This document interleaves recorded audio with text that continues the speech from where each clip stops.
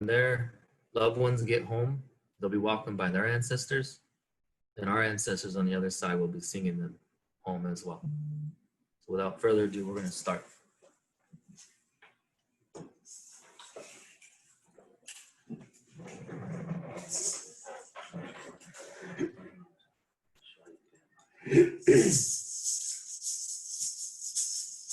Hello, Herman Howard. Hello, Herman Howard. Hello, Herman Howard. Hello, Herman Howard. Hello, Herman Howard. Hello, Herman Howard. Early on the hallelujah. Early on the hallelujah. Hello, Herman Howard. Hello, Herman Howard. Hello, Herman Howard. Early on the hallelujah. Early on the hallelujah. Hello, Herman Howard. Hello,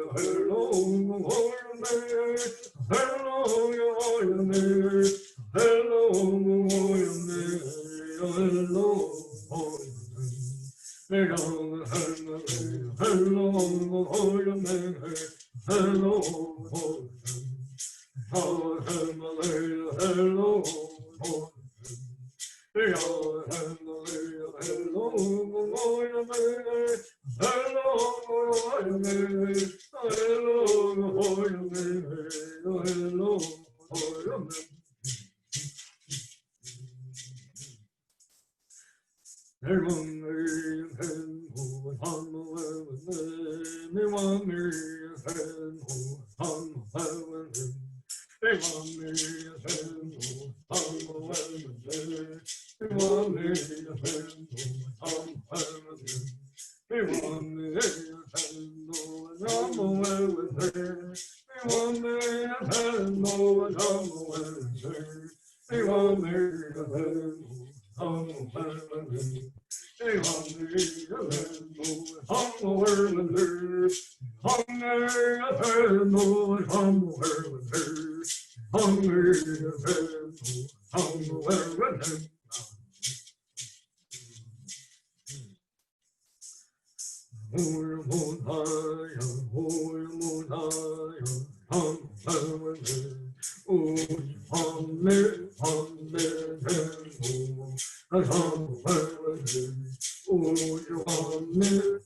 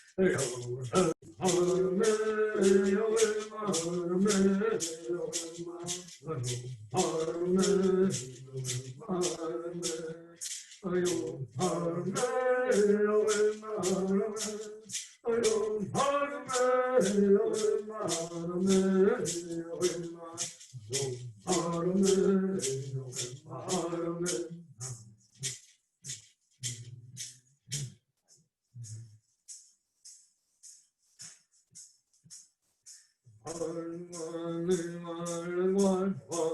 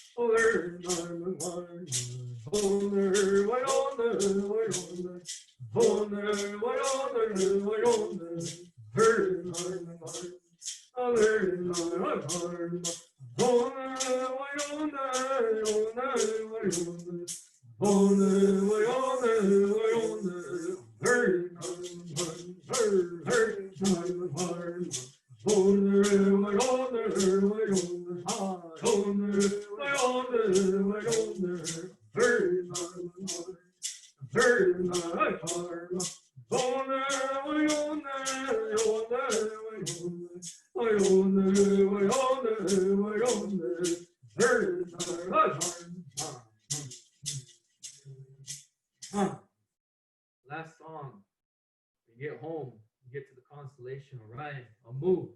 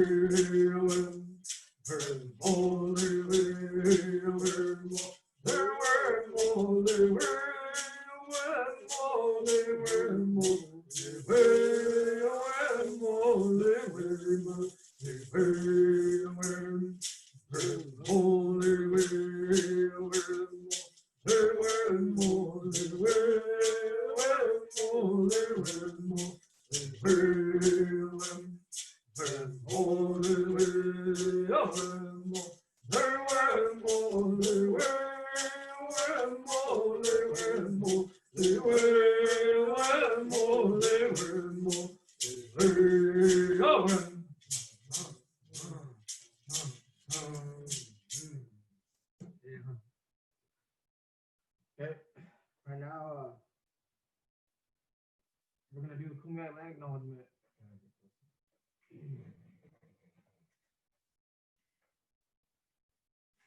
We stand upon the land that carries the footsteps of millennia of Kumeyaay people. There are people whose traditional life ways intertwine with the worldview of earth and sky, and a community of living beings. This land is part of a relationship that has nourished, healed, protected, and embraced the Kumeyaay people to the present day. It is part of a worldview founded in the harmony of the cycles of the sky, and the balance and the forces of life. For the Kumeyaay, red and black represent the balance of those forces that provide harmony within our bodies, as well as the world around us. As students, faculty, staff, and alumni of San Diego State University, we acknowledge this legacy from the Kumeyaay. We promote this balance in life as we pursue our goals of knowledge and understanding.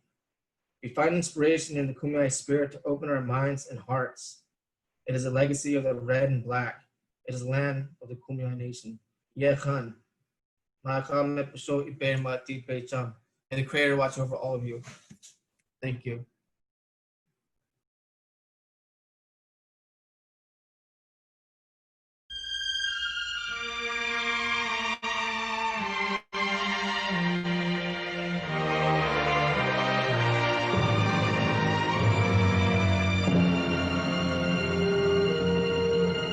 I was born by the river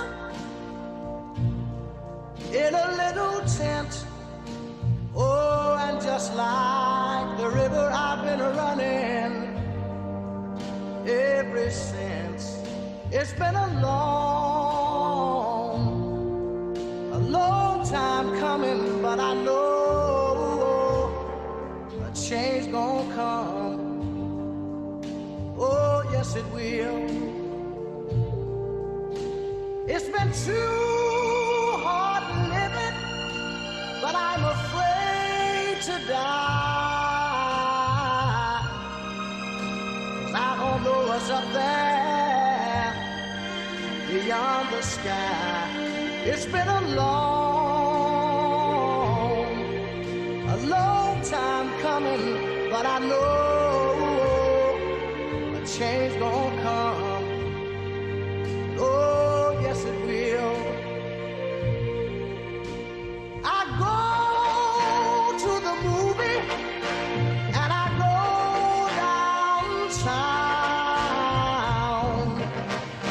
Somebody keep telling me don't hang around. It's been a long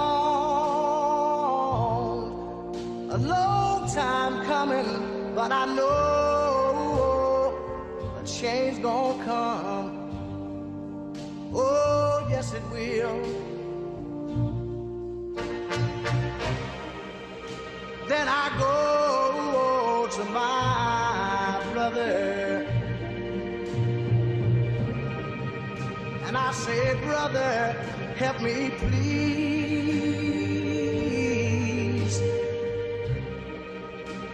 But he winds up knocking me back down on my knees. Lord, there've been times that I thought I couldn't last for long, but now I think I'm able to carry on. It's been a long time coming, but I know change gonna come. Oh, yes it will.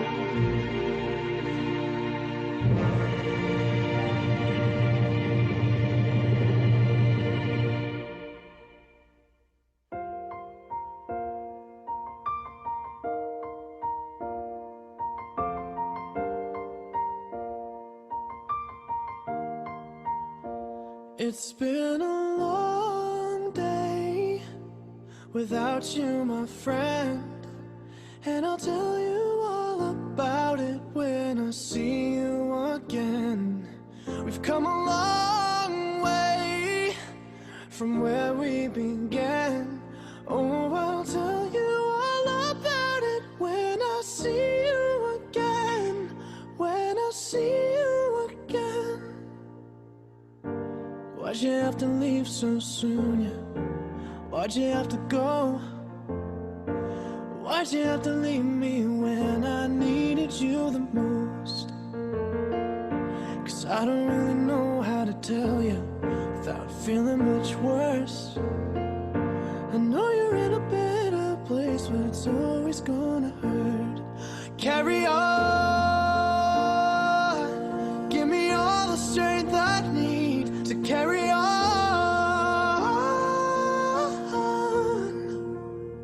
It's been a long day without you, my friend, and I'll tell you all about it when I see you again. We've come a long way from where we began. Oh, I'll tell you all about it when I see you again. When I see you again.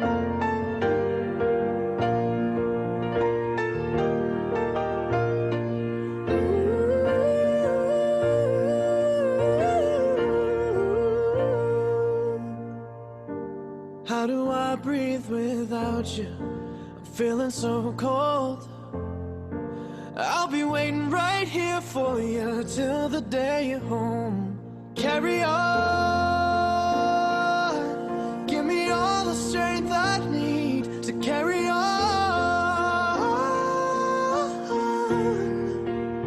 So let the light guide your way. Yeah.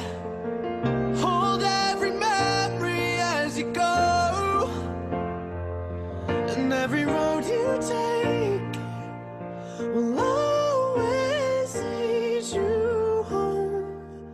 Oh, it's been a long day without you, my friend, and I'll tell you all about it when I see you again. We've come a long.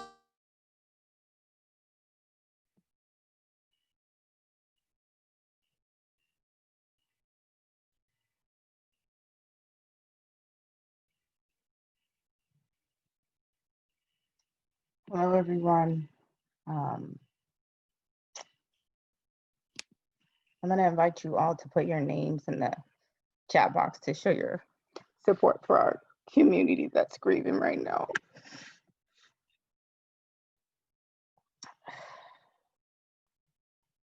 So I want to take a minute to welcome you all into this space.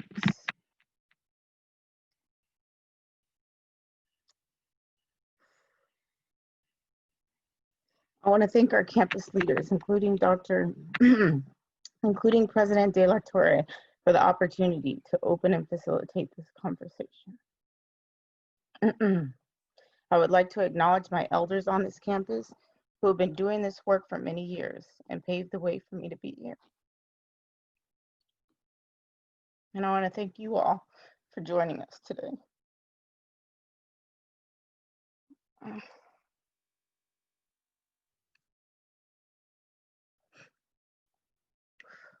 Now I'll introduce our president.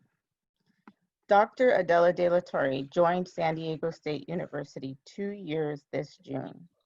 Prior to her appointment as president, she served as a vice chancellor for student affairs and campus diversity at UC Davis. And during her tenure at the University of Arizona, became the first Latinx distinguished professor.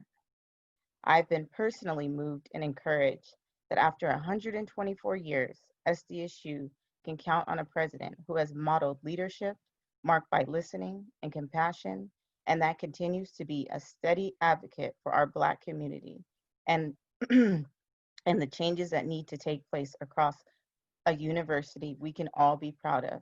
Please help me welcome President De La Torre.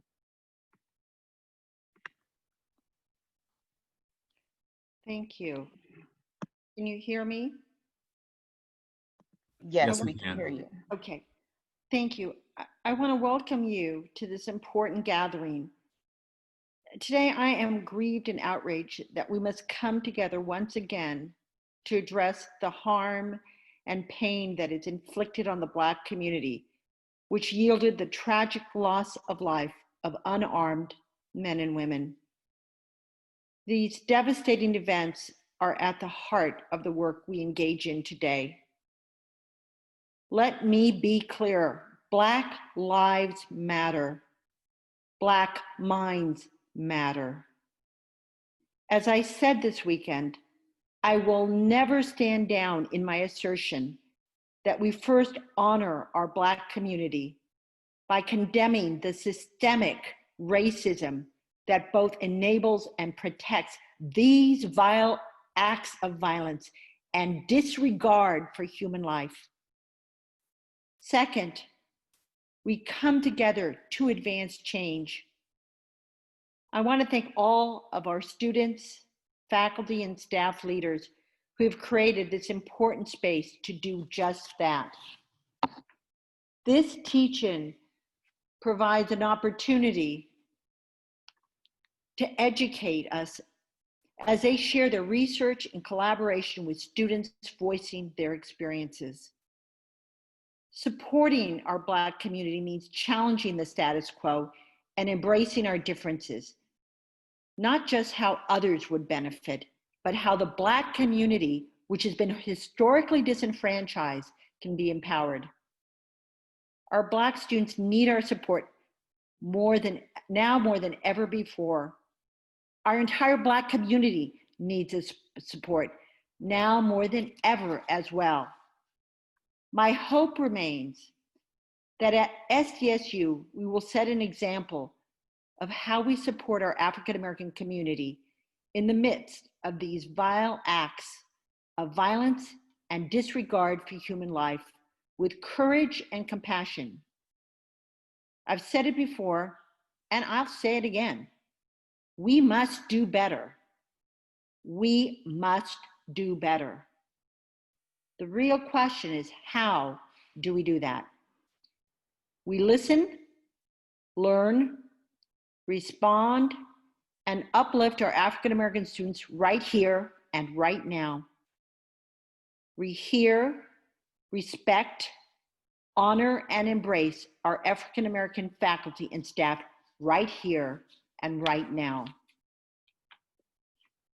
I want to thank all of our students, faculty, and staff leaders who have created this important space. Thank you for bringing your vulnerability, your courage, and your compassion.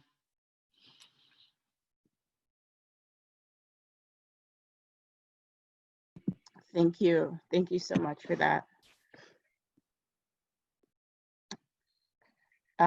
So we come to you guys as a team, and I'm so honored to be on this team. So I'll just take a minute to introduce everyone who is here.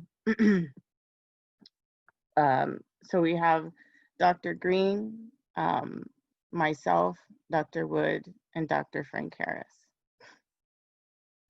And with that, I will begin. Early last week, my 7-year-old daughter walked into our living room. As a horrific picture we've played over and over in our minds flashed across the screen one more time. George Floyd pinned on the ground, a white police officer's knee on his neck. She looked at me and asked, "Mama, what is happening?" In that moment, I was overwhelmed.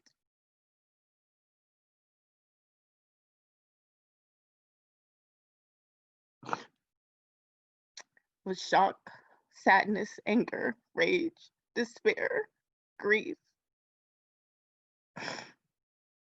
As I quickly came to terms with the fact that I don't know how to tell my baby that a man's life was taken over $20.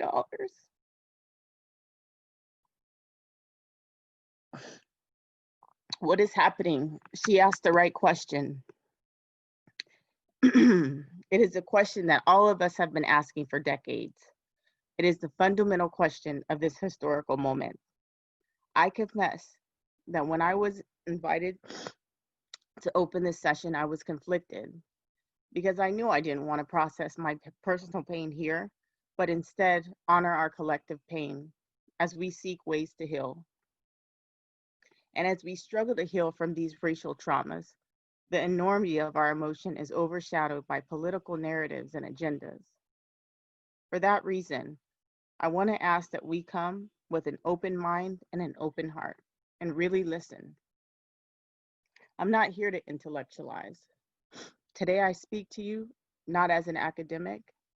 I speak to you as a Black woman, a Black mother, a Black sister, a Black daughter, a Black wife, a Black mentor, and a Black therapist. Please see me. I'm human. Like many of you, I'm holding a lot of pain for a lot of people.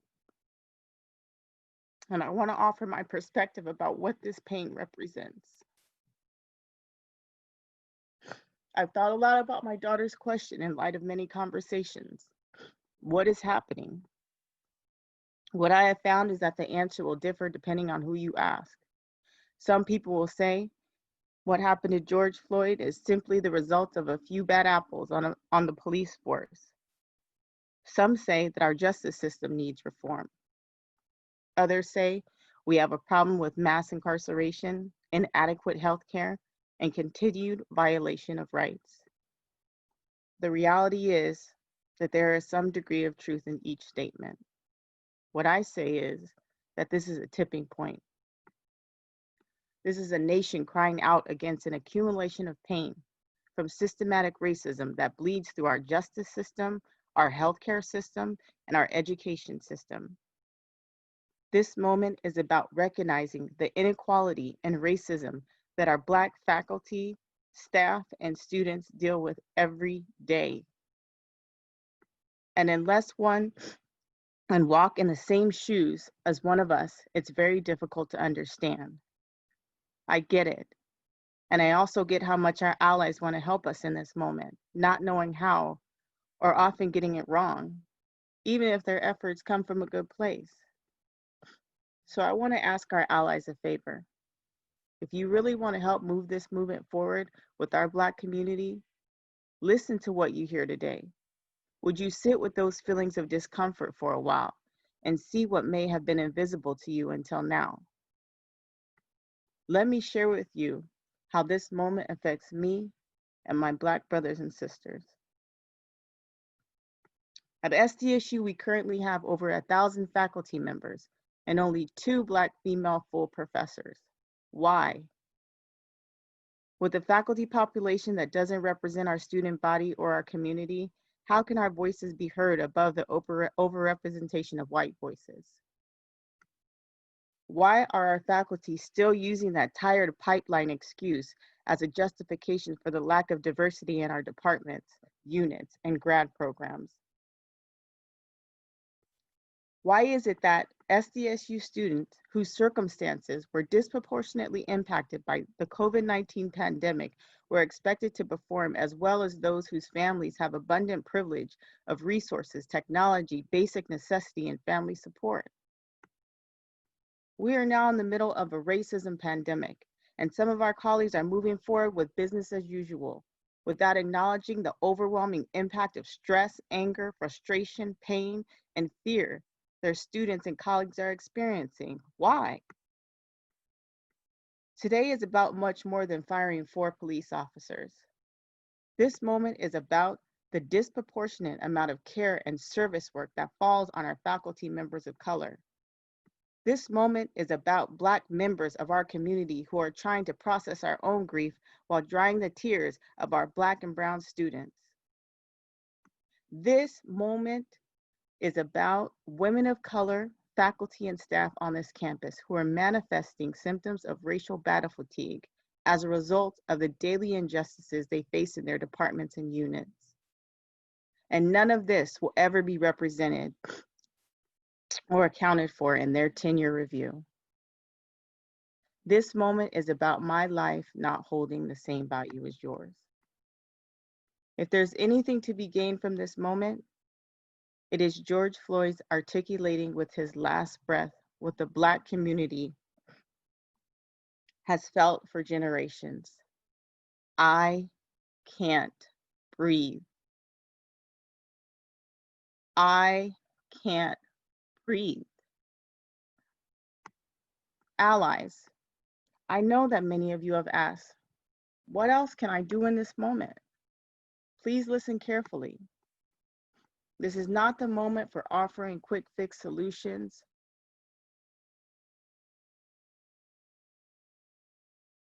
So I was just saying that I'm encouraged by the protests that I see happening around the world.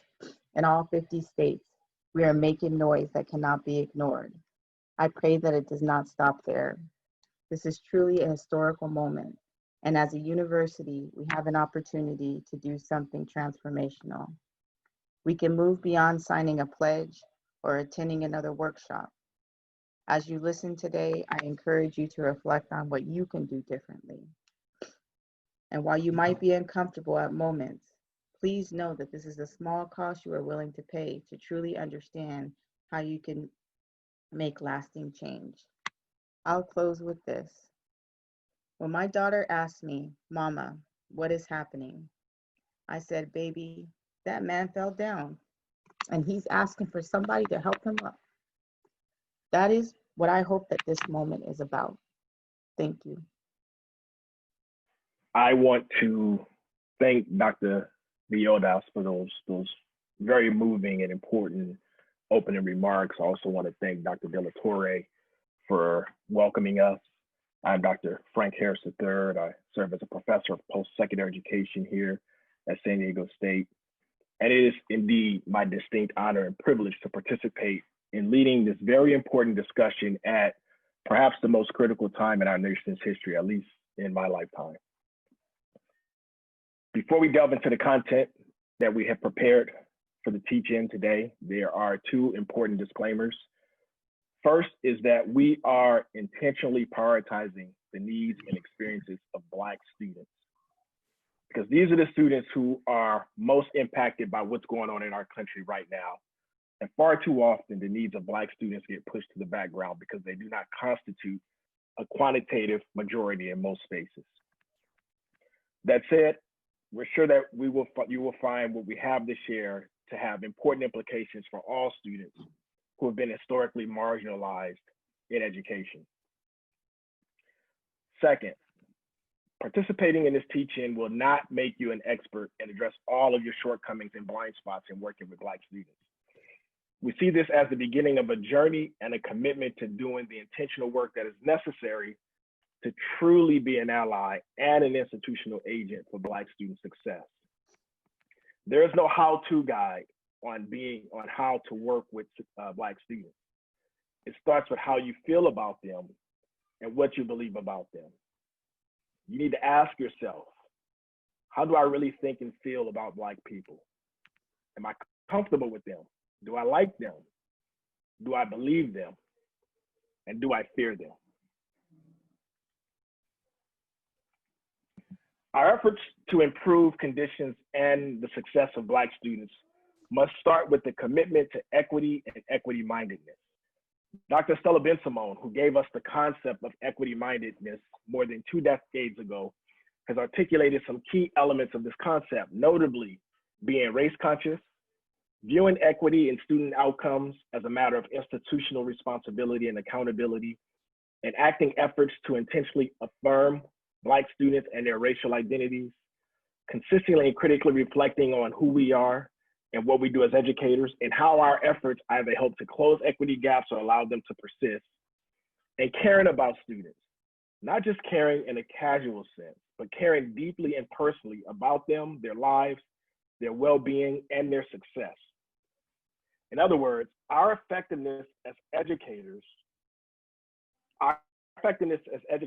is, in other words, we need to see student success as a reflection of who we are and our effectiveness as educators. We have to be personally invested. Unfortunately, there are some people who believe that our fight for social justice and against systemic racism began last week when George Floyd was murdered. It is important to recognize that Black lives in the United States have been suffocated by issues of racial injustice for centuries. What we see here is a snapshot of the racialized oppressions, injustices, and violence that have been enacted towards Black lives since the US was colonized. Let me say that by no means is this an exhaustive list, but perhaps this helps us understand why Black people and allies are so angry and frustrated when people have been suffering and begging for equality for so long with little progress. Negotiation and diplomacy are no longer options. The only viable option is to fight. And despite the events that have taken place over the past month, some folks, particularly our non-Black counterparts, may still wonder why should they care about equity for Blacks, and may ask, what does any of this have to do with me? In response to that question, I offer this quote from McNair Ben Simone and Malcolm Q. These racial tensions have a toxic influence on all of us, not just the Black community, but everyone. Speaking personally, when I learned of each of these atrocities, I found myself immediately angered. For days, I found it hard to sleep and could not concentrate for more than a few minutes at a time. I was also very anxious, and my motivation was much lower than usual. What this means is that I'm not the best educator I can be right now. I'm not the best father I can be. I'm not the best colleague I can be. And above all, I'm not the best person I can be. We need to think about racism in the same way that we look at COVID-19. It doesn't matter if I'm healthy, but if my neighbor is unhealthy, then we're all at risk of suffering the consequences of this pandemic. And just like COVID-19, racism threatens our health, safety, ability to cope, and well-being. Dr. William Smith at the University of Utah describes this as racial battle fatigue and likens it to what soldiers experience from being in environments where the risk of being attacked or dying is always present. Racial discrimination is a universal stressor for Blacks. It's omnipresent. It never goes away. And because of this, our experiences with racism become salient aspects of our identities and lived experiences. If you ask a Black person, what is it like to be Black? Most would be hard pressed to not talk about how racism has had an impact on their identities. And while some of you may say, well, Black students don't have to worry about being attacked or killed on campus the way in which George Floyd lost his life, they are actually constantly dealing with a different type of threat. The threat of having their intelligence, sense of belonging, and identities challenged on the basis of white supremacy. One of the many reasons why Black students experience racial battle fatigue is the underrepresentation of Black faculty at SDSU. Presented here are the numbers of Black and white tenure or tenure-track faculty members in each college at SDSU. Now, I'm going to preface my remarks by acknowledging that the university has taken steps to hire more Black tenure-track faculty over the past couple years.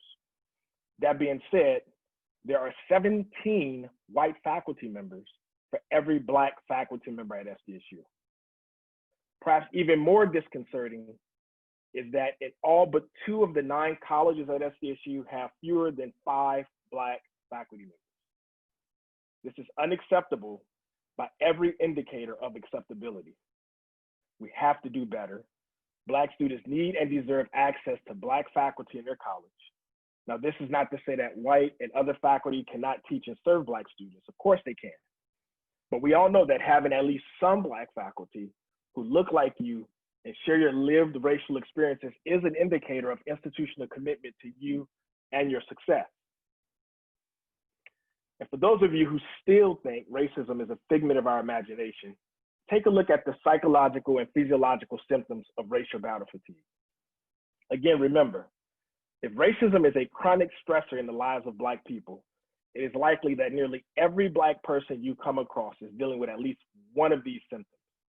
However, rarely, if ever, do physicians link these symptoms to racism. Instead, they're most likely to be misdiagnosed and linked to some other underlying cause. This is why, as recent as 3 days ago, there was a resolution proposed in the state of Ohio to declare racism a public health crisis. And with that, I'm going to turn it over to my friend, my brother, my colleague, Dr. J. Luke Wood.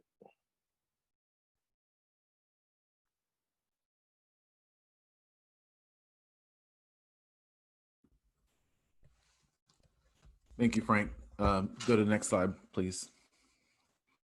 So what I wanted to do was to help situate this conversation in context of our own institutional history. In our archives at SDSU, we have yearbooks that have images of racism beginning from a very early time frame in our institution. In 1923, you can see these two images appeared in one of our yearbooks, focused on white people in blackface mocking black bodies. On the next slide, you can see us moving forward in time. Next slide, to 1954. We can see other examples. Can you go back, Frank? Frank, can you go back 2 slides? Thank you. To 1954. And you can see on this one is another example of blackface. And it says here from this specific fraternity, we pledge them for talent's sake, you understand. And you can see an image of 2 white individuals in blackface. Next slide. We also remember some of the incidents that occurred last year in 2019 with a Snapchat video that was sent that prompted SDSU to have to intercede. And you can see this is a language taken directly from our Daily Aztec. This marks the 3rd incident of racial intolerance on campus in 2 months that has resulted in the university response. And on the right-hand side, it features what was said in the video. The man can be heard calling Simmons a monkey and threatening to hang him from like an ornament off of a tree. And that's a quote directly from this article. Next slide. We also know that during COVID here in San Diego County, that there were individuals who showed up in various places needing to have masks on and deciding to use it as an opportunity for a racial statement. So the person on the right, as you can see, having a mask during COVID with a swastika, and another one on the left, you can see wearing a Ku Klux Klan top. And ultimately, we show these images to demonstrate one thing. It's easy for us in California and in San Diego to look at all the other parts in the world and to say it's them. They're different. And to externalize it as we are better. And certainly there are many ways in which we are, but also many ways in which we aren't. And we have to realize that this is us, that we are part of this same fabric. And in fact, just as we've been engaged in this webinar, we have our settings set so that participants can only send a chat comment directly to us who are the panelists. And we've had someone try to send negative messages to us and Zoom bomb this event with individuals sending expletives to us. This is an example of not an isolated incident or a few bad apples, but of a culture that we have to address. Next slide. We also know that there's been a lot of work done by the Anti-Defamation League looking at hate across the United States. And there are several areas that end up coming up as being recurrent areas where hate groups and hate crimes are evident. And as you can see, Southern California, particularly LA and San Diego, are hotspots. And so we do have to recognize that, again, it's not a few bad apples. You can look at North Dakota and say, yes, maybe a few bad apples.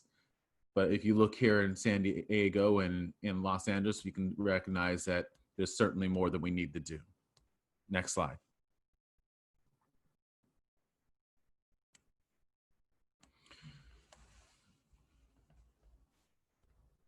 So what you see here is our pyramid of success. So this is a slide that my colleague Frank and I use a lot when we're talking about what we need to better do to support our students who come from minoritized communities in general. In the context of today's conversation, are Black students.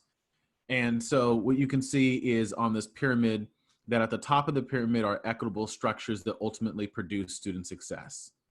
And then below that are effective and engaging practices. And that is, think about the ways that we teach, the ways that we support our students. And when we think about these things and we think about the type of professional learning that oftentimes takes place on most colleges and universities, that is where most of it is situated. Talking about what are effective practices, what are a couple tips that people can take away to be able to try to do something better for serving whatever student population they're interested in serving. And from our point, we believe that starting from the top of the pyramid, looking at structures solely, looking at practices solely, pulls us away from the deeper conversations that need to take place about what we need to do first. We cannot effectively teach, we cannot effectively counsel or advise our Black students unless we first address our perceptions, how we view them and how we view our own roles as educators. Because those perceptions influence our relationships with them, which ultimately influences the way that we engage in effective and engaging practices, either for teaching, learning, counseling, advising, or again, any support practice. So we believe that we must begin at the base of the pyramid. And so we frame this conversation in that way, recognizing that ultimately relationships that students have must be typified by trust, mutual respect, and authentic care. And I'll give you a very quick example of how this has played out in our own experience. Several years ago, my colleague Frank and I were doing a training at a community college, not that far from here, where there was a faculty member, well-meaning, well-intended, who wanted to do the right thing, and who went and attended a training on how to understand and better support students. So the first segment of the training dealt with a conversation that Frank facilitated, focused on college men and masculinities. And one of the things that this faculty member learned in that session was that sometimes there are some men who are apprehensive to ask for help because they have been socialized to perceive it as a sign of weakness or inferiority. And then after that session, this faculty member went into another session talking about building relationships. And the session said, if you see a student on campus, build relationships with them, ask them questions, because out-of-class engagement is a critical predictor of student success. And that's true. But because these were focused on effective and engaging practices and things to consider and not on the base of this pyramid, what we saw happen afterwards was something that we wouldn't want to see. What occurred was this faculty member, who happened to be a white male, who was well-meaning, well-intended, wanted to do the right thing. He walked out of the training and he said, the first person I see, I'm going to engage them. I'm going to be different. And he happened to see a Black male. And he said, oh, there's one.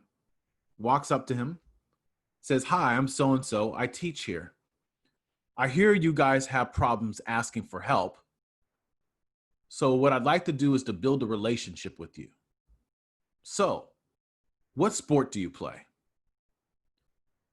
Now, if you don't hear the recurrent challenges within that, then it's an opportunity for you to realize that there's much more that needs to be done. It was perceptions that were fueled by deficit perspectives. And too often people bring deficit mindsets to equity work. Next slide. At SDSU, again, we are no different. What we've been doing over the past couple of years is collecting narratives from our students, talking about their experiences here on this campus. And while I want to say that things have certainly gotten better in some areas, I also want to recognize that the traction we have made around diversity and inclusion indicates that we still have a long ways to go. So here's the first one. On the right-hand side, a car full of men drove by the Black Resource Center and yelled the N-word out of the car. The incident was captured on live social media and it went viral. Another incident, a student was standing on the corner of Campanile and Montezuma, waiting for a light to turn. A non-Black man yelled out the window, "Move inward." and turned the corner in his car. Another one, the Black Resource Center received an email titled, "You are all ins." The email was from an anonymous sender. The body of the email stated, "F you, you are all ins." Next slide. We also see as a common pattern that many of our students of color, in particular our Black students, experience what's called an ascription of intelligence, where they're assumed to be academically inferior. And here are some quotes from our Black students that help to demonstrate things that they have experienced that regularly communicate to them that they do not belong in our institution. Here's the first one. I was asked by a white student in my class if I understood the material being taught out loud while the professor was teaching. I took great offense. Although I do ask a lot of questions, it's not her place to check my understanding. I felt extremely frustrated. Next one. My one instance was when I was in one of my science classes and I was told that I was smart for a Black girl. I was part of an NPHC sorority on campus and was part of a committee within the sorority. The woman was the only African-American on the executive board. She micromanaged within her position, and the majority of her ideas were shut down. The E-board of the sorority ended up voting her out of her position. In all of my higher level science classes, I am always questioned and second guessed about my answers. If I am 100% sure in my answer, no one will believe me unless a white person validates me. Next slide. Assumptions of criminality are also common. This is when we assume that a person of color, because of their race, is dangerous, deviant, up to no good, somehow a troublemaker. The first quote here says, being in an elevator or near a person who isn't of color and they move away as if I was going to do something to them, from a third-year Black woman. One time I was sitting with a few other Black people in a lecture of 300 people, and it was full, and we were told not to sit next to one another during a test when we walked in. One of the things that we know as well is that these combination of what's called an ascription of intelligence and assumptions of criminality oftentimes go together. And how they go together is that sometimes the reaction that they experience is one where it's assumed that they have cheated. So this is what happens when people of color outperform low expectations. It's when people of color outperform low expectations. So you have a student who's written a paper and it's beautifully done, and the immediate response of the faculty member is to assume that they may have cheated. Or it's when a student scores high on a test and the immediate response is to assume that maybe somehow they sat next to somebody and basically copied off of them. We hear these stories far too often, and we've also experienced these stories ourselves, where sometimes the scholarship of faculty of color can be viewed as, how are you able to publish in these journals or in so many journals or to do this type of work? And the assumption is that there must have been some corner that was cut. Next slide. Second-class citizenship also occurs, and this is when a white person is given preferential treatment over a person of color. And this is an example from one of our Black Muslim students. She says, being a Muslim woman who wears a hijab, I get a lot of stares and just simply feel out of place. Being the only Muslim in my class, everyone just seems rude towards me, never wants to make study groups with me, help me out, etc. Next slide. We also see widespread statements that demonstrate that the values and communication styles of people of color may be viewed as lesser than. Larger statements such as, those students don't care, they're lazy, they're not really here to learn. Two quotes that stand out. When a student professor says, you people, talking about Black people, it makes me feel like I'm an outsider, like I'm not human. Or, I have a way that I talk. I can be sarcastic or a bit exaggerated, and I certainly use a lot of slang. It's just the way I am. On multiple occasions, there was a white student who would mock me. She thought it was funny, but she would try to talk the way I talk, but in a super exaggerated way. I get it. She's goofy and trying to be funny, but it really bothers me. Does she think it's cool? The way she does it makes me think that I'm the focus of an underlying joke that everyone knows about. And that's why she does it and why her friends are always laughing. And this is from one of our graduate students. Next slide. Different norming can also occur. This is when individuals are oftentimes extolled and at the same time their communities are brought down. Examples of this occur such as when someone says, when I talk about those blacks, I wasn't really talking about you. I don't think of you as being black. You're not like the rest of them. You're different. You work hard. One example of this came from a student who said, I was in Shake Smart and I was confirming my order. And the girl said, oh my gosh, you're not like other black people. After saying hi to her and asking her about her day, it felt so rude because she was insinuating that angry black girl rhetoric. Next slide. Athletic boundedness can also happen. This is when we make the assumption that our students of color, but particularly our men of color, are all athletes. It was partly embedded in that example of the professor that I gave early on. But immediate statements to men of color on campus of, hey, you look like a ball player. What sport do you play?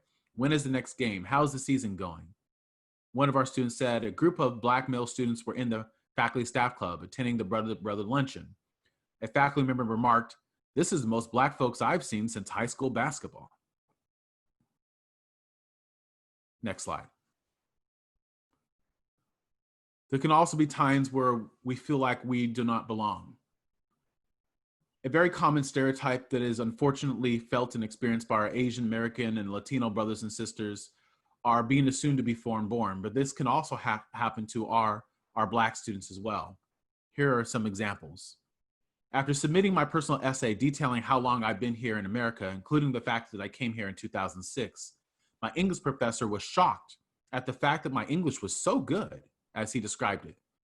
He somehow expected me to not speak English because I was an immigrant.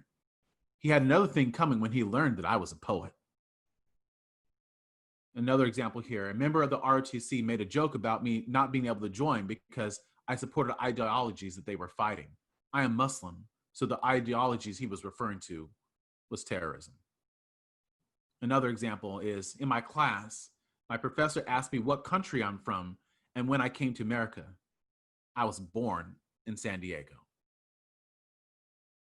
These are all examples of unfortunate things that we hear.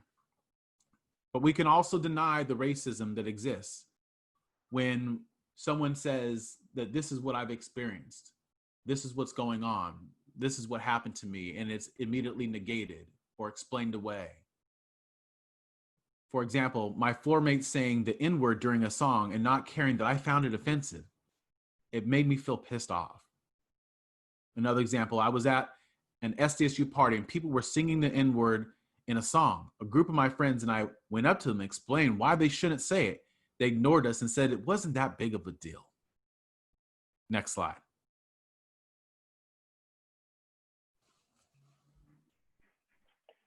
Thank you, Luke.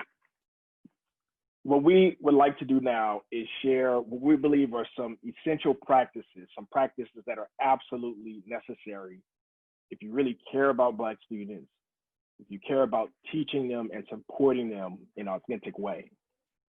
These practices are first to be race conscious, to be critically reflexive, to be relational, to create a culturally affirming learning experience, and to be compassionate. First, it's important that SDSU educators commit to being racially conscious. This entails doing the work that is necessary to educate yourself on the issues that have plagued Black students and communities for centuries. Take the time to read White Fragility by Robin DiAngelo, or The Souls of Black Folk by W.B. Du Bois, or The New Jim Crow by Michelle Alexander, and How to Be an Anti-Racist by Ibram Kendi. It's also important to make a commitment to creating safe, welcoming, and inclusive campus environments for Black students. And one of the ways you can do this is by making a commitment to call out racism and racial microaggressions when you see it. When you observe a colleague saying or doing something that is racist, you have a responsibility to call them on it. Tell them you don't appreciate it, it's not acceptable, and you will not tolerate it in your presence. We also have a responsibility to disrupt practices that render Black people invisible, especially in the curriculum. If you serve on the curriculum committee in your college or department, make sure that new courses and programs have an intentional focus on equity and anti-racism. We also need to hire more Black faculty, particularly at the tenure and tenure track rank. We've seen the numbers. They aren't good no matter how you look at them, but hiring is only the first step.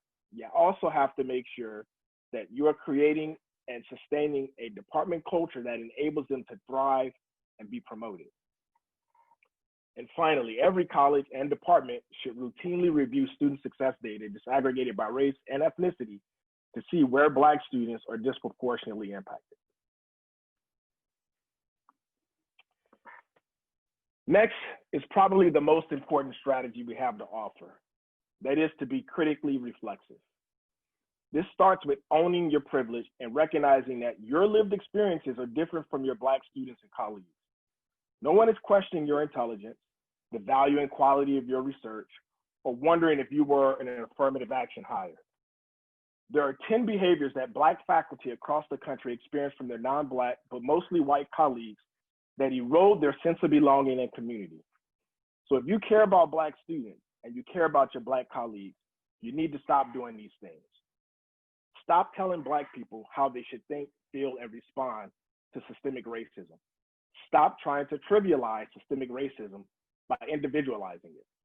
Stop crying to attract attention to yourself and to deflect attention from Black students and colleagues who are experiencing racial oppression. Stop saying, I don't see race. I look at all my students the same way. Stop getting in the way of policies and initiatives that can make a difference in the success of Black students. Stop accusing Black men of attacking you and Black women of being angry when they passionately challenge racist behavior. Stop expecting Black people to take the lead on every problem or issue that emerges with a Black student in your department. Stop grandstanding. Stop pretending to be an ally while being invested in white supremacy. And lastly, stop the public declarations of incompetence.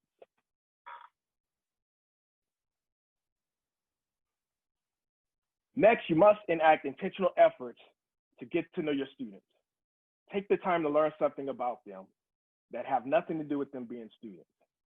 First and foremost, learn their names. Then ask about their favorite books, food, movies, music, hobbies. Learn about their lived experiences as Black people in general, and in particular, what it's like to be a Black student at SDSU. Go to campus events that are hosted by the Black Resource Center and Black Student Awards. Trust me, they'll be pleasantly surprised to see you there. And finally, and perhaps most importantly, you must convey unconditional positive regard for your Black students. Let them know you care about them, you believe in them, and you expect them to be successful. Don't just think it, tell them these things. It's also important to provide students with a culturally affirming learning experience by intentionally centering and engaging students' racial identities and lived experiences in classes. Gloria Ladson-Billings and other scholars who study culturally relevant teaching also contend that it is important to center diverse students in every aspect of the course, including the curriculum, selected readings and texts, guest speakers, and assessments, to name a few. We can also do this by acknowledging the intellectual contributions of people of color in the field. For example, Claude Steele to the field of psychology, Cornel West to the field of philosophy, Gladys May West, the mathematician whose work contributed to the development of global positioning systems. We must be very intentional in helping students make connections between the content we're teaching and issues, experiences, and challenges that are present within their daily lives. For example, students who are studying public health should be able to learn, why does COVID-19 have a disproportionate effect on communities of color? Business students could benefit from learning about social entrepreneurship as a strategy to improve marginalized communities. Students in public policy and criminal justice should be studying police brutality. Above all, when you take the time to affirm Black students' identities in the curriculum, it lets them know that you not only care about their learning, but you also value who they are and what they bring.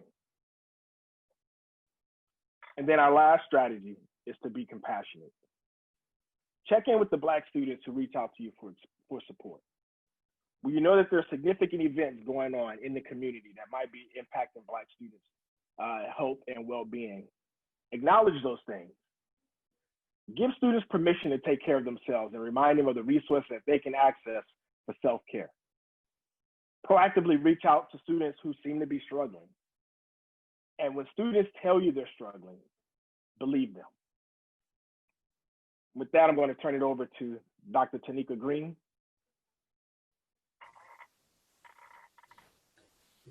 Thank you, Dr. Harris. I want to thank Dr. Viotas, Dr. Harris, and Dr. Wood. I'm going to be honest, I wasn't going to turn on my camera, but I feel like I have to. I want you all to see me and how nervous I am to share this information. I want you to hear my voice crack. I want you to see my lips shake as I provide you with this information. But I also want to do a check-in with you because I know this is not easy information to take in. So some of you might be processing what you heard. Others might need some time to exhale and breathe. Some folks might be snapping in agreement. Others might be jotting down notes. And others might be thinking that we're preaching to the choir. And there might be others who have some contentious feelings. But whatever you are feeling and thinking right now, I want you to consider how our Black students feel on our campuses and on our campus and in our classrooms each day.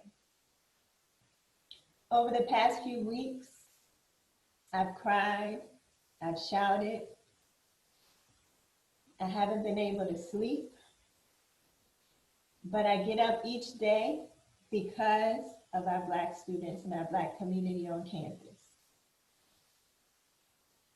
And I also get up every morning because I know I was born for this moment. I know that I have to speak the truth, and I know that it's important to support our community and support the students that are crying out to us. Similar to Dr. Viotas, I'm a Black mother. I'm a Black faculty member. And I am one of the 2 full professors who are Black women on campus. I'm a mentor to our Black students. And I'm someone who also experienced police brutality. I was only in high school. My friend and I were driving in our neighborhood, ran out of gas,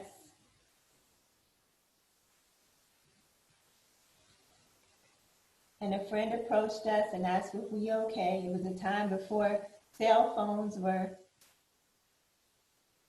a luxury. Cell phones were a luxury at that time.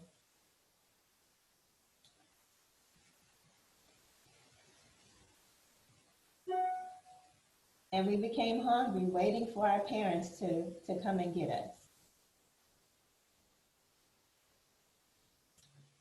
So we handed our friend, who was a Black male, money to get us something to eat across the street.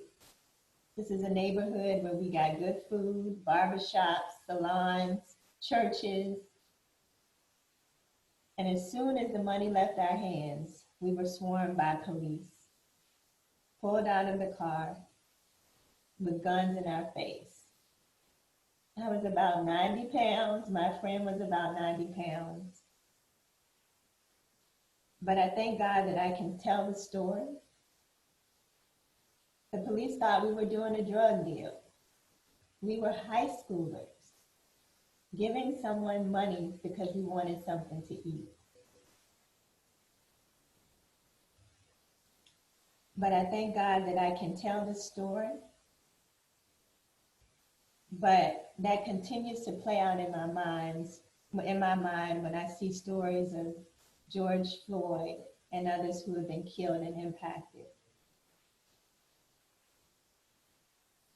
My story is not different from the stories that our students are facing.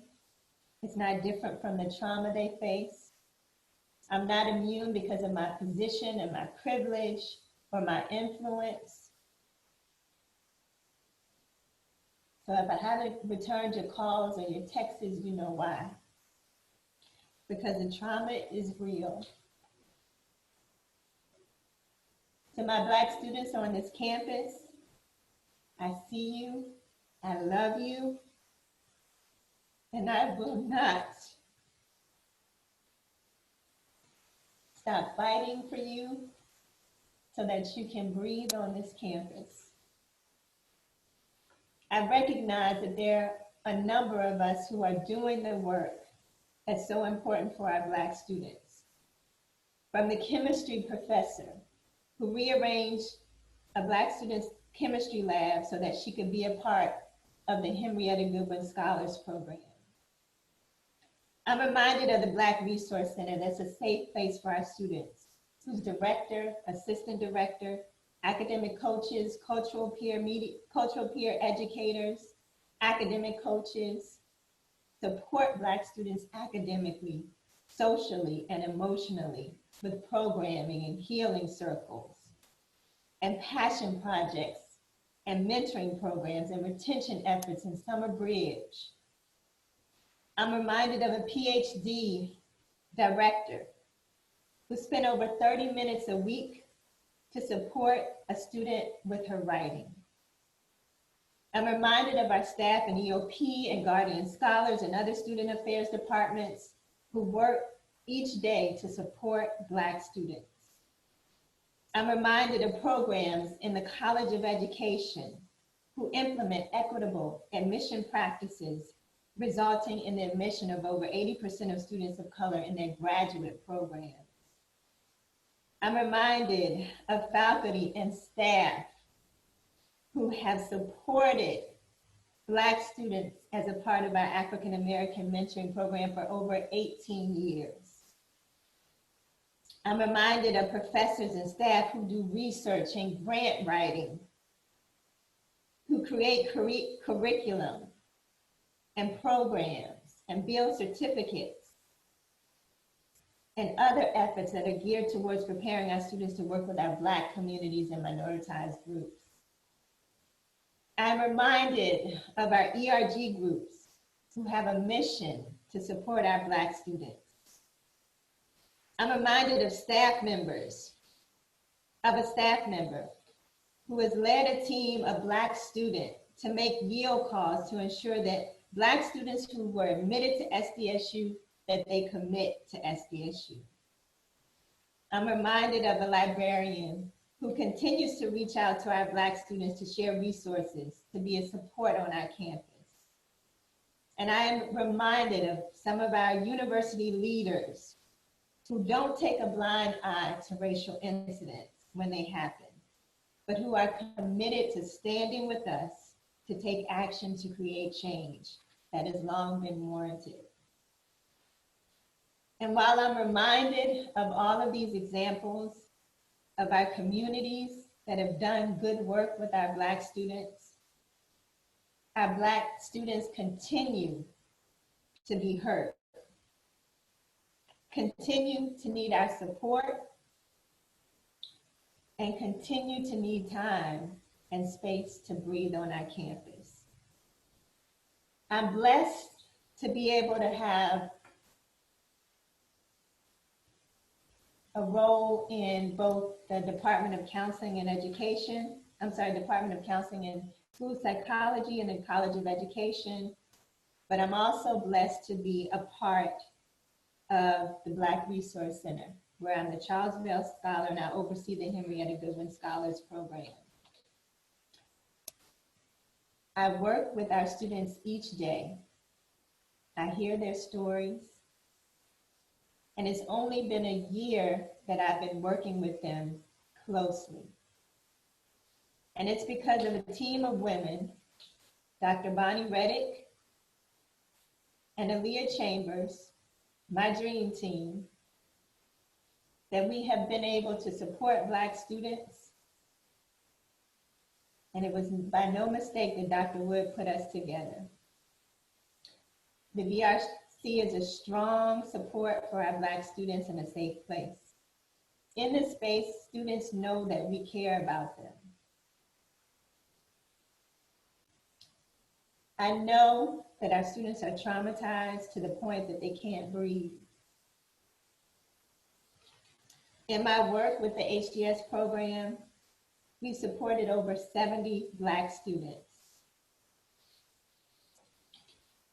As part of this program, we have a seminar of 70 brilliant Black identified students. I've heard their pain. I've celebrated their successes. And even when COVID-19 hit, they continued to show up because the classroom was a classroom where they could breathe.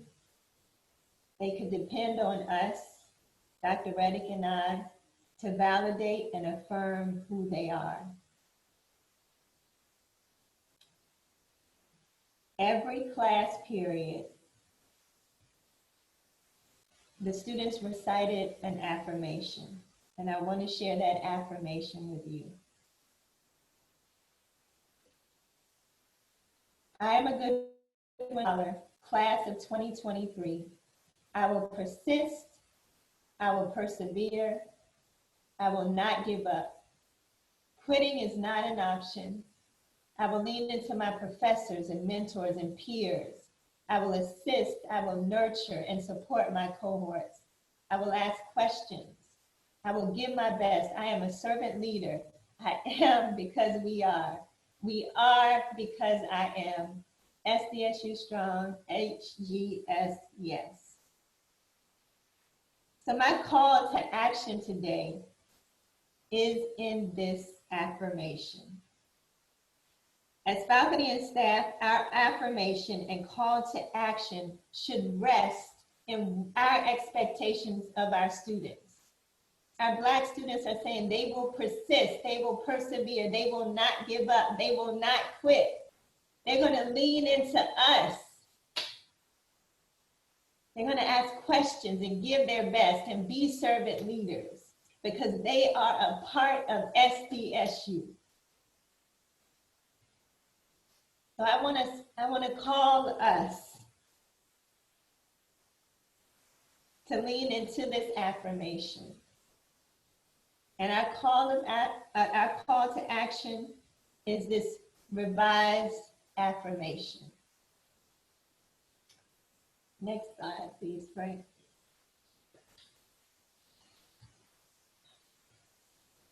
Because our students are giving and trying so much, our call to action is to meet them.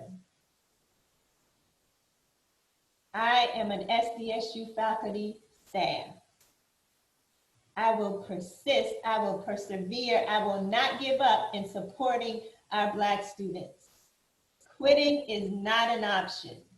I will lean into my colleagues, my mentors, my accountability partners and peers. I will assist, nurture, and support my Black students. I will ask questions and consider the needs of Black students. I will give my best. I am a servant leader. I am because we are. We are because I am SDSU strong, SDSU yes. And I got to break that down for us. I've got to break that down for us. Next slide, please. What does that mean for us? I am an SDSU faculty staff. That means that I need to be asking the question every day, is this important to me? And if not, why? And what does this mean about how I show up for Black students in my classrooms and on campus? I will persist, I will persevere, I will not give up in supporting Black students. quitting is not an option. Persisting and persevering and not quitting means that we don't give up on supporting Black students when it gets tough. And this is often the hardest part because we are challenged to look at ourselves.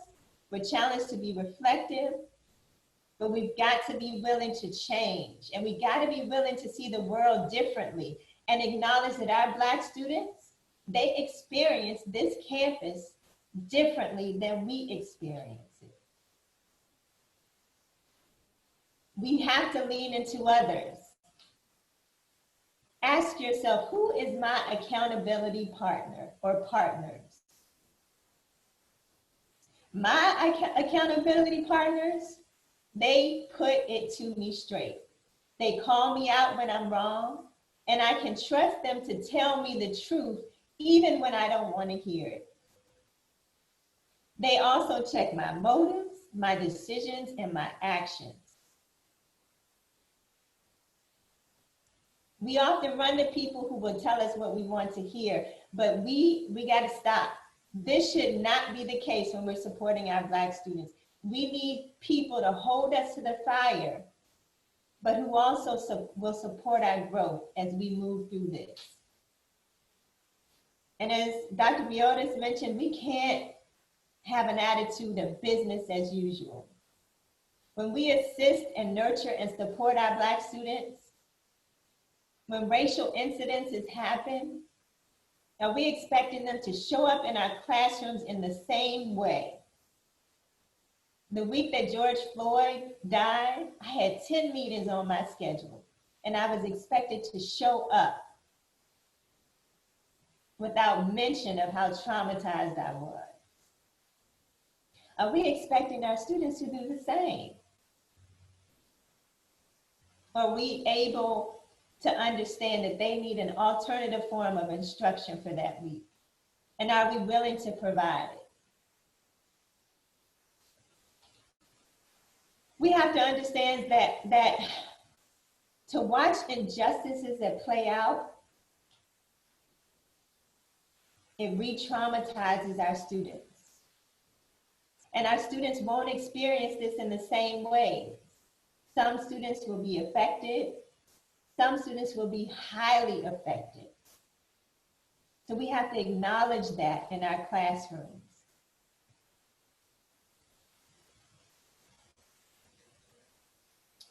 I will ask questions and consider the needs of Black students. Do I give Black students the space to breathe, to be heard in my classroom and or on campus? Am I providing a space for them to sit in my class or in my office to unload or to share? Or do I consider this not to be the time and the place? This doesn't mean that we're going to have every answer, that we're going to solve every problem for our students. But what it does mean is that we are affirming the hurt and the pain that they're going through. When my HGS students come to me, they know that I hear them and that I will do everything I can to fight for them in cases of injustice. But be clear, this is harder to do. This is harder to do when you haven't built a genuine relationship in the very beginning. So as soon as you see students on your roll, that's when you start to build relationships. As soon as they come in your office for support, that's when you start to build a relationship. So when trauma happens, when unrest happens, they're able to come to you and feel like you are a supportive person. I will give my best. I am a servant leader. Am I willing to read about anti-racism and the history of Black people to understand the struggles and trauma that our Black students are facing? Am I willing to be a servant leader to support the growth and the well-being of Black students? Am I acknowledging their needs and helping them be successful? And there's humility that comes with being a servant leader. And lastly, I am because we are because I am, SDSU strong, SDSU yes. That means that I'm acknowledging that Black students exist on this campus. And we need to continue to ask ourselves the question, am I showing up for my students and do I see them? Am I seeing their race? Seeing their race means that I understand that they have experienced life differently. And when I don't see them as Black students, I'm denying them of their existence on this campus. I'm saying that they don't matter.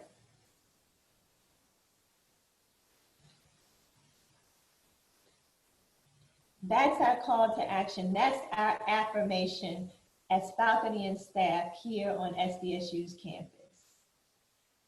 And we can't talk about what we can do without talking about systemic change.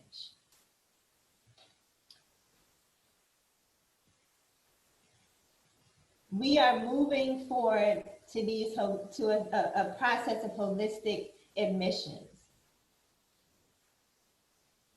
And I'm so pleased that as a university, we're doing this. Equitable admission practices and intentional recruitment helps us to recruit and retain Black students in our undergraduate bodies, but also in our graduate programs. But in order to do this, we have to be ready to reform our philosophies, our curriculum, and our instructional processes. We need to continue to revisit the question, do our Black students feel safe in our classrooms and on campus? And then we need to take action to ensure that safety, the safety of our students. Are our children well? We need to consider developing university-wide anti-racism training modules. Many of us have gone through the sexual harassment training through the CSU system. Can we do that for anti-racism? We need to continue to highlight Black excellence and success in our news feeds, in our social media, in our partnerships and research and grant projects and programs and community efforts. It shows that we care about our students. And lastly, it seems so simple, but when you see a Black student on campus, speak. Your speaking to them lets them know that you see them, that you value their existence on this campus. I want to leave you with what I call let our students breathe. Let our students breathe so that they can graduate and become the leaders and innovators that we are preparing them to be. Let our students breathe so that they can continue to work and continue the work that needs to be done to make change. Let our students breathe so that they can work in schools and businesses and organizations that help this country thrive. Let our students breathe so that they can help to shape this country into a country that believes that injustice for one group is an injustice for us all. Let our students breathe to be here to tell the stories to the next generation of learners and leaders. Let our students breathe to challenge systems that oppress them. Let our students breathe to become astronomers and chemists and teachers and business owners, software designers, producers and writers and professors and engineers and researchers and presidents. Believe that. I know that this isn't an overnight change. It'll take time, it'll take patience, and it will take all of us. We need to look at our current practices through new eyes and seek new opportunities for change. And while our voices are important, the most important voices are our Black students. I want to share with you videos of our Black students. And I'll be honest, they're real, they're raw, pain is expressed. But what's the point if we don't hear them? If we don't allow their voices to be heard, then what's the point?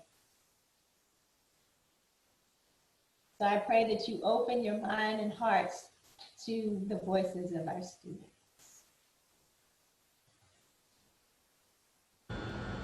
Hello everyone, I'm Christian Holt. My pronouns are he, him, his. I'll be serving as the 2020 and 2021 Associate Students President. When asked the question of how can SDSU faculty and staff help support Black students, make us feel comfortable, I think the first thing would be to, one, look to your peers. There are many of your peers who already are supporting Black students, especially looking to your Black peers. A lot of them are very involved in our community and know what we go through. They don't sympathize, but they empathize because they actually do walk in our shoes, or they have. And two, educate yourself. Read The Souls of Black Folks by W.E.B. Du Bois.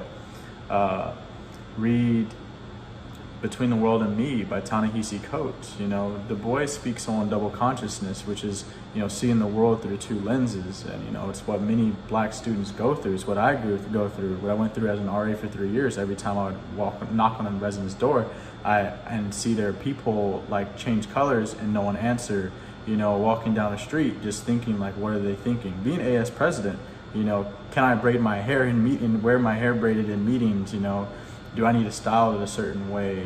Do I need to talk a certain way? It's really educating yourself on our experience and, limiting the microaggressions. I was asked how SDSU could help support Black students during this time, and I feel that this is a complicated question that only warrants a complicated answer. But I believe Black students need to feel that we are valued and protected within the SDSU community. SDSU faculty and staff need to normalize the topic of race and diversity amongst themselves and with their students. I want to encourage you to reach out to past or current students, colleagues, friends, family, to have these uncomfortable conversations.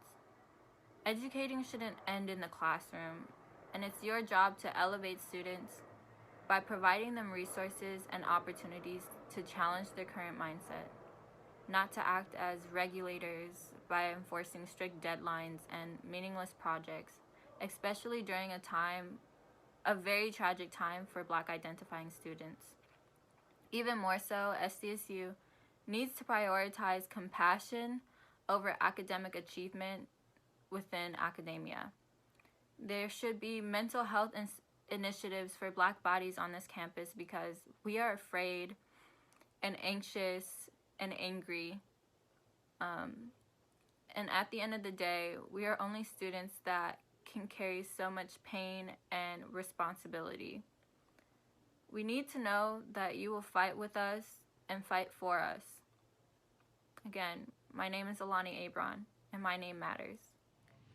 Today, I was given the opportunity to go to a protest in Oakland, California, and to be surrounded by my people and people who support us. It just took me away, and it made me so proud to be Black. See, at SDSU, I feel as if I'm not given this community outside of the Black community. I was called the N-word in one of the residential communities, and it hurt me to know that people on that campus, on SDSU's campus, are just able to just do that without any consequences. Struck me, and it hurt. So I ask all of you today to really ask yourselves, what side of justice are you on? Are you on the side that's just going to sit back and let it happen? Or are you going to fight for it until justice is served? Thank you. Hi everyone, my name is Aaliyah Chambers and I'm currently serving as the Assistant Director at San Diego State's Black Resource Center. I began my journey at San Diego State in 2014 as an undergraduate student and continued on in 2018 as a graduate student. During my time in that graduate program, I had a negative experience as my classmates decided to, argue that graduate students should be paid more. And although I completely agreed with this argument, I disagreed once my professor spoke out and said graduate students' labor was exploited and that this exploitation was worse than slavery. Being that I was one of 2 graduate students in that program, I was immediately triggered and decided to just put my head down and wish that the moment would be over as soon as possible. The professor repeated herself, and I felt triggered again. And so the responsibility that I would put on other faculty and staff is to be educated, to educate yourselves. This was not from a white person, but this was also from another person of color. And so what I would say is that you can never stop educating yourself. I'm Christian, my pronouns are she, or they, and I'm the current president at Black Space at SDSU. I think, in my opinion, one of the biggest ways that staff and faculty can help build the Black community and help their Black students is call out the racism that happens in classroom right when it happens. Too often have I been in a class and a student has commented and made derogatory comments about my race towards me, and the teacher just tells them to be quiet and continues on with the lesson. I am not checked in on after the lesson. The student is not talked to. They are not told that they are wrong. It is just passed over. And too often have I had teachers tell me that my Ebonics and the way that I speak does not belong in this learning institution. So staff and faculty need to call in and call out their fellow faculty for a lot of the racist comments that they make. And then if racist incidents do happen in your classroom, please call them out as they happen. Don't just pass them up. And also, please make space for your Black students. Please make sure they're okay, check in on them, and don't silence them in the classroom. Thank you. Every time I walk into a classroom at SDSU, I feel like I'm an actor. I have to put my authentic self in a box to conform to what the majority thinks in that classroom. But if I am my authentic self in that classroom, I get judged for being Black.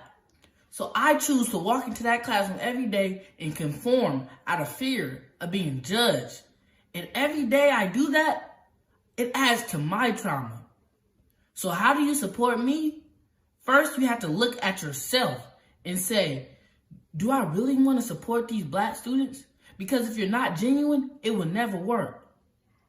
Hold a forum where Black students can talk about issues that they face being Black on campus and in America. Listen and really understand what they are feeling. Then create an action plan to drive change and let Black people be a part of that change. It's time that SDSU lets Black students be their authentic selves. You can start by stop looking at me as an angry Black woman for the fact that I have emotions. I'm alive. And my brothers and sisters are dying every single day in every possible way you can imagine. We're dying because people aren't letting us be tested for COVID. We're dying because doctors don't believe us when we say we're in pain. We're dying in the streets, bleeding, choking, screaming that we can't breathe. We're dying in your classrooms, bored out of our minds, never seeing ourselves reflected in our textbooks that we read. We're dying in a million different ways, and if you can't acknowledge the life that we bring to every space that we're in, stop calling it diversity. So I just want to thank everyone for coming. We do have a couple minutes for questions. So if you do have a question, you could put it in the chat, and Dr. Harris or Dr. Green will answer.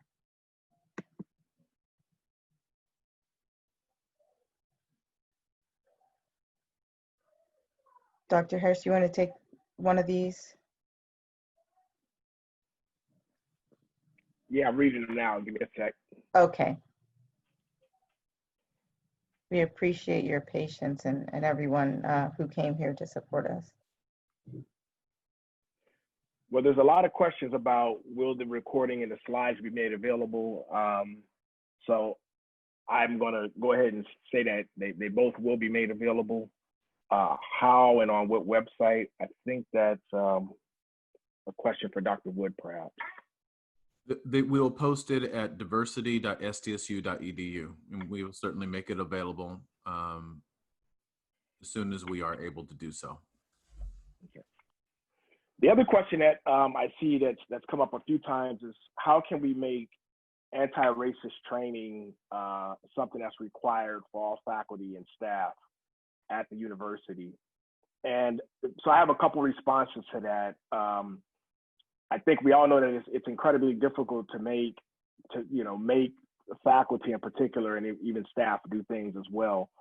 And so I think there has to be, this is something that the university should prioritize, but there also has to be a call for it at the local and departmental levels as well. And so if you've been on this webinar and you've gotten the opportunity to participate in this, I would share the resources with your colleagues. I think now people are perhaps more open than ever before to engage these type of issues, to examine their own practices, to think about, how to reflect on their own practices and think about some ways that they can grow and get better. That being said, I also don't think mandatory training is going to solve our issues and our concerns. There has to be a commitment to systemic policy change, both in society and at the institutions. And perhaps above all, I think we have to change the hearts and minds. We have to help folks understand why should they care, particularly folks who don't identify as Black. Why should they care about Black students? Why should they care about the lives and success of Black students? Where is the interest convergence? How does it benefit them? It's part of what we have to do as well.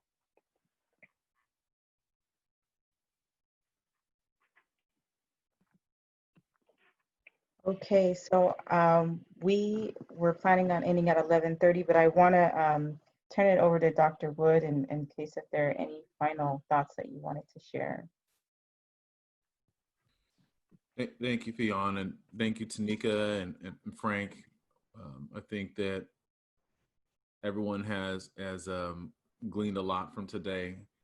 The one thing that I would just like to bring to everyone's attention is what's happening later today. Well, there's two things in reality. One, there is a live broadcast of the George Floyd funeral, which is currently taking place. And so those who are here and getting ready to log off, you may want to take a look at that. But on our campus, there's also another very important effort, which will be the Senate meeting. We have posted the link. We will repost it again. If Fionn, if you can repost that for everyone to see all that information again. Yep, I'll do it now. It's at 2 o'clock today, and the Senate, in response to this, is hosting an emergency Senate meeting to consider a resolution that's titled "Resolution in Response to the Racial Violence Targeting Black People and Communities in the United States." And the goal of the resolution is to condemn acts of violence against Black peoples. And it also, because we have an incredible faculty in our criminal justice who are dedicated to addressing face-on these issues, we are moving forward with an effort that would require every undergraduate student who earns a degree in criminal justice take a class on Black people in the criminal justice system that's either offered through their department or in collaboration with our Africana Studies department. And it would also establish a new course and certificate program offered through SDSU World Campus through the School of Public Affairs that will be focused on training law enforcement officers on race relations and policing. And so there's some additional recommendations for those who are going to attend. But I think it's important to show your presence, to be there. This is one way that we as an educational institution can respond to these difficult times. And lastly, I'd just like to lift up the names of 3 people in particular who are powerful Black women on this campus who are doing incredible work. Dr. Nola Butler Bird, who is an associate professor of counseling and school psychology, and also is vice chair of our University Senate, for her tireless work over this past week in leading and organizing healing circles and giving people space to be able to decompress, on her efforts in leading the Senate resolution. The second 2 individuals are Dr. Bonnie Reddick and Aaliyah Chambers, who serve as our our leaders in our Black Resource Center, and they've been taking the brunt of the emotional challenges and difficulties of this moment from our students in concert with Dr. Green. And so I pray that our hearts and minds would be with them, but more importantly, that our actions would help us to build a better environment for all of our Black students here at SDSU, as well as our faculty and staff. And also like to thank President De La Torre for providing an elevation of this type of space for us to be able to do and have a conversation like we've had today. Thank you.